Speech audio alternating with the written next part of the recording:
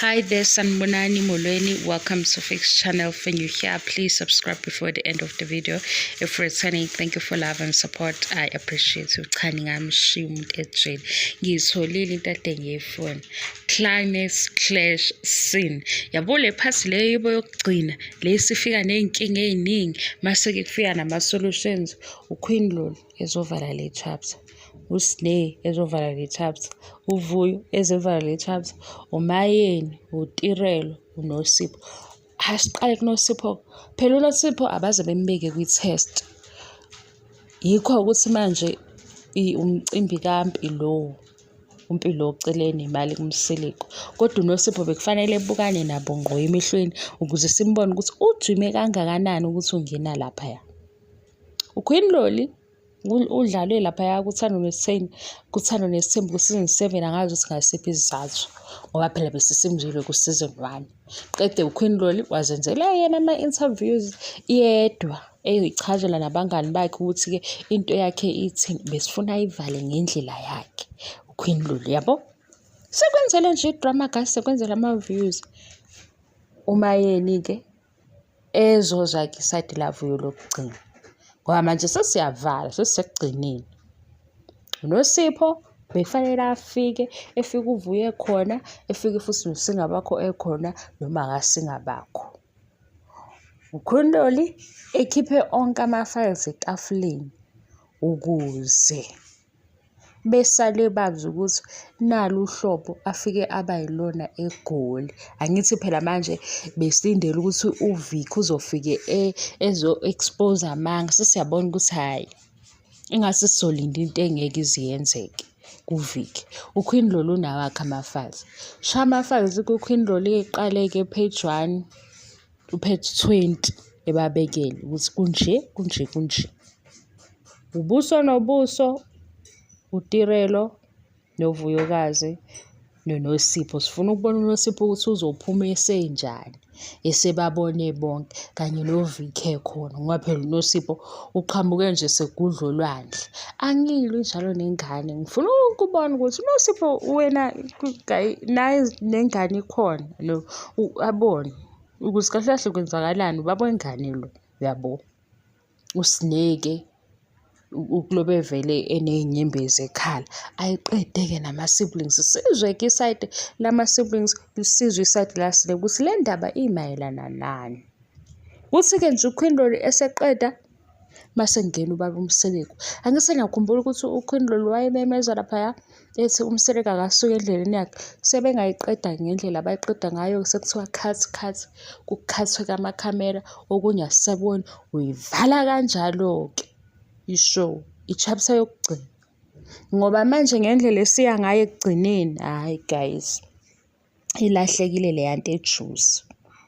Ile nto-ke bengifuna ukuthi ningitshele, ileli gama ebengicela ukuthi ningichazele yona. Kodwa konke-ke lokhu enginitshela khona njengamanje ngiyakuphupha ngoba ngeke kuze kwenzeke. uMayeni ngeke eze ye-Sun City kodwa siyazi ukuthi ngathi uVuyo uyavalelisa. Sibafisela-ke okuhle-ke bethole namathuba amahle, sizwele ukuthi bonke bayafunda, abafisa nokuqhubeka nokufunda, yabo. Phela asibone o-anti ababhedayo guys. Mase kuvela ishow sisuke sizokhuluma ngale nto abasitshele yona. noSneh-ke abe right, mhlawumbe isizini elandelayo uSneh uzobuya engasakhali ese-right. Kodwa ukube nje bebezofaka uQueen Lulu bekuzoqhuma amabhomu guys angempela. Ngitsheleni-ke ukuthi yindaba ngicabanga ukuthi impilo ifana ne-Nigerian movie ngoba phela manje sengithathile izinto zasema-movie-ni ngizoyifaka la. Bengifuna lokho-ke leya term, i-climax clash scene. Guys, ngicela ukunitshela ukuthi isiNgisi uma ungasikhulanga ngaso esikoleni wafunda wabuchazelwa ngesiZulu, masumdala sivele sibaleke kakhulu. Asingiphoxeli ukuthi into ezolalelwa yini lesi siNgisi, indlela esesibaleka ngayo manje. Hayibo, ngisabathe English, why? Niyizwile-ke guys, kodwa lo muntu nizomshiya ejele noma amanye amaphathi niyaweqa. Aniyizwanga leyo ndaba ngibuza ukuthi le phathi le suke sesiyilindele sonke sesime ngey'nyawo uma kuwukuthi imuvi esabisayo usuyivale ngezandla amehlo, isizovela leyo nto leyo. Sekuvela ukuthi yini le kade ihlupha uma kuyi-horror movie. Hhayi nina, hhayi. Nibe right-ke guys, ngiyabonga kakhulu nge-support. Khona into engike ngayisho i-serious-ke lena guys.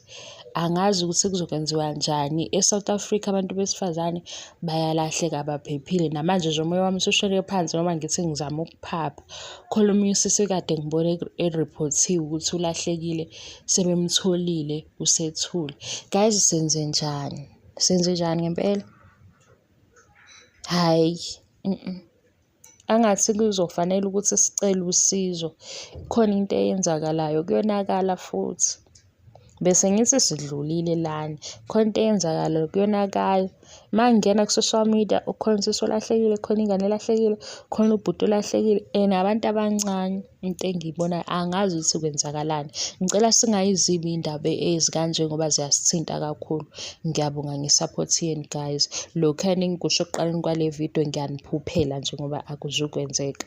Ningacasuki. Lena eyokulahleka kwabantu eyenzeka manje ney'ngane ave ingangiphathi kahle. Ngifisa ngathi ngingangayibona kodwa futhi angifuni ukuba ngathi anginakile ezinye izinto ey'balulekile. Yingakho ngibuyelile kuleli page ngithi ngiyobheka, hawu usisi, guys, umoya wami washona phansi. Ngiyabonga kakhulu i-support engipha yona kule channel. Bye.